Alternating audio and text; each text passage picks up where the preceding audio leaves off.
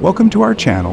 This time we will discuss about the MQ-1 Predator drone. It is an unmanned aerial vehicle developed by General Atomics with advanced reconnaissance and strike capabilities. This drone is equipped with optical and infrared sensors for wide area monitoring and can carry weapons such as Hellfire missiles for precision strike operations. In modern military operations, this drone has been used in various missions, in conflict zones with long-range flight capabilities that enable continuous surveillance and real-time intelligence gathering, which enhances operational effectiveness. The technological advantages of the MQ-1 Predator include the ability to transmit live video data to command centers, as well as an integrated control system that allows direct intervention by remote operators, increasing the safety of personnel on the ground.